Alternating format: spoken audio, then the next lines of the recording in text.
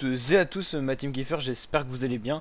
Aujourd'hui pour cette nouvelle vidéo, on se retrouve pour le résumé complet de l'étape 9 du Giro d'Italia 2021. Donc c'est vrai que les toutes dernières étapes, on n'a pas fait forcément tous les résumés parce qu'il y avait tout simplement le week-end. Donc on a pris un petit peu une petite pause, mais on va reprendre bien sûr la suite du Giro sur ma chaîne YouTube. Donc n'hésitez pas à continuer à nous suivre. Toutes les vidéos résumées déjà disponibles sont dispo dans la playlist Giro 2021 sur ma chaîne YouTube. Et donc c'est parti pour ce résumé de cette étape 9.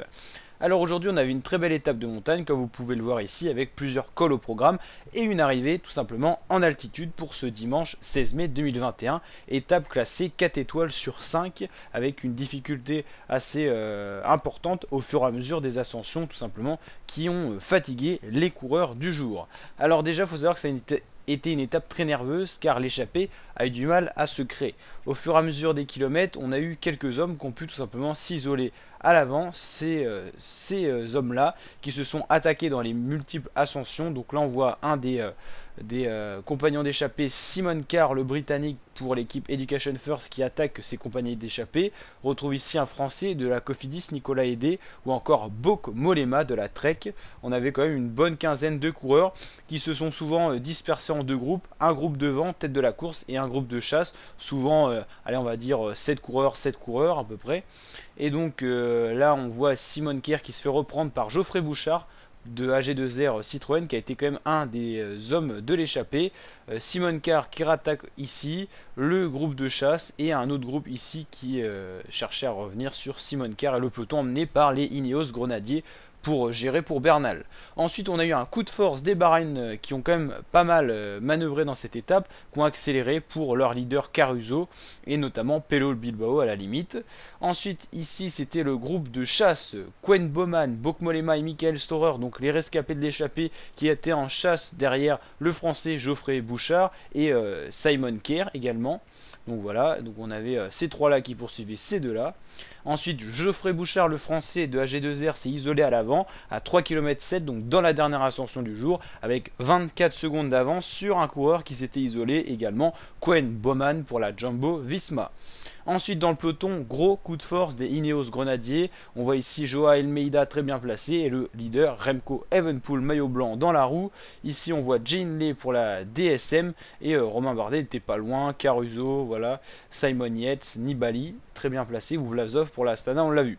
Le maillot rose, Attila Walter a beaucoup subi aujourd'hui, le coureur de la FDJ, le hongrois, jeune maillot rose, a pas réussi tout simplement à tenir tout le temps dans le peloton. Geoffrey Bouchard qui a passé le tunnel à 2 km de l'arrivée. Donc là, 2 km de l'arrivée, 56 secondes d'avance sur le peloton, mais Quen Bowman revenait à quelques mètres tout simplement. Là, c'est le retour de Quen Bowman qui emmène donc Geoffrey Bouchard à 700 mètres de l'arrivée. Là, il se retourne tout simplement parce que le peloton arrive très vite derrière avec un coup de force des Ineos, coup de force d'Egan Bernal qui attaque. On voit ici Tsikkone, Romain Bardet et Egan Bernal qui s'en va tout seul pour s'imposer sur cette étape. Très grosse victoire et gros coup de force d'Egan Bernal qui fait coup double. Il remporte l'étape 9 mais il remporte également le maillot rose. Il le prend des épaules du jeune hongrois Attila Walter. Egan Bernal, Giulio Ciccone, Alexander Vlasov, Remco Evenepoel et on voit ici Romain Bardet un peu plus loin et encore d'autres coureurs des favoris, Joao Almeida, Marc Soler, un Ineos, Hugh Carty, certainement Emmanuel Borman, Simon Yates. On va aller voir justement les classements pour clarifier un petit peu tout ça. Donc le classement de l'étape, on l'a dit, c'était Bernal devant Ciccone, Vlasov, Evenepoel, Dan Martin. Dan Martin qui fait également une très très belle étape. Donc là on n'arrive pas à voir la suite du classement, on va aller directement au général. Donc Egan Bernal est donc nouveau maillot rose devant Evenepoel, devant Vlasov pour l'instant. Donc ça se tient à quelques secondes, hein. Pour l'instant rien n'est fait. Egan Bernal qui mène de 15 secondes à Evenepoel, de 21 secondes Vlasov. Ciccone est 4ème, donc apparemment Giulio Ciccone cette année est plus fort pour la Trek que Vincenzo Nibali, donc ça sera certainement lui le premier leader. Attila Walter reste quand même dans le top 5 malgré qu'il perd son maillot rose et qu'il a montré des signes de faiblesse. Hugh Carty est 6, Caruso pour la Bahreïn est 7, Dan Martin 8, Simon Yates 9 et Davide Formolo fait 10. C'était le coureur de la UAE qu'on n'avait pas réussi à identifier. Daniel Felipe Martinez pour Ineos Grenadier, peut-être un leader de rechange à 1,12 pour remplacer Bernal en cas de coup dur, chute ou abandon, ainsi de suite. Marc Soler 12e, Romain Bardet premier français 13e, qui a montré qu'il avait quand même les jambes et qu'il était supérieur à Jay Hindley pour la team DSM. Pour Alpecin Phoenix, on a un leader qu'on n'attendait pas forcément, le Belge Louis Verweyck, et Emmanuel Bourman est 15e, tout simplement parce qu'il avait perdu pas mal de temps dans les premières étapes de montagne, malgré que là il a l'air de monter en puissance. Nibali est loin, 16e, Taramae 17, c'est plutôt pas mal pour Taramae. Tobias Foss est très loin pour la Jumbo-Visma qui fait pas un très bon Giro. Johnny Moscon et Nico Schulz pour ce top 20. Donc Egan Bernal est vraiment le plus fort, mais on va avoir certainement un très beau duo Bernal-Evenepoel. Peut-être que Vlasov pour moi est un peu en dessous, mais Ciccone est toujours dans les bons coups, donc attention, il peut tout simplement sur la longueur, pourquoi pas aller chercher le maillot rose. C'est l'Italien le plus en vue pour le maillot rose, malgré qu'on ait Caruso et Formolo pas si loin que ça, avec un Caruso qui est très très bon. Les Italiens sont quand même plutôt globalement bons sur ce Giro, même si Nibali, qu'on attendait peut-être un peu plus, n'est pas forcément là. Romain Bardet, donc c'est quasiment le seul Français qui peut jouer le général. On va aller voir le classement des autres maillots. La team, n'hésitez pas à vous abonner, activer la cloche pour suivre toutes nos vidéos et ne rien louper de ce Giro, ce Tour d'Italie 2021.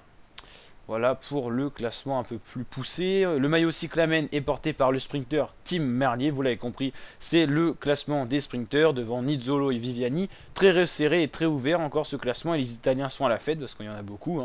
Geoffrey Bouchard porte le maillot distinctif du meilleur grimpeur avec 51 points, mais ça se joue à rien. Bernal est juste là avec 48 points, Gino Mader 44, Bokmolema 23 et Ciccone est là aussi.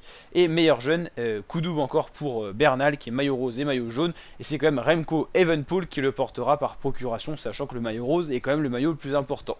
A noter que là il y a quand même pas mal de jeunes, tous les coureurs qui sont les trois premiers, c'est Bernal, Evenepoel, Vlasov qui font partie tout simplement des meilleurs jeunes. Et Attila Valter montre que également la jeune génération est très présente. Dans ce top 10 on a vraiment beaucoup de jeunes. Bernal, Evenepoel, Vlasov, Valter, c'est énorme tout simplement. Donc voilà. N'hésitez surtout pas à liker la vidéo si elle vous a plu, vous abonner, partager. Je vous dis à très bientôt pour de nouvelles vidéos résumées et de nouvelles vidéos sur ce Giro d'Italia 2021. Ciao les fratés et à très bientôt.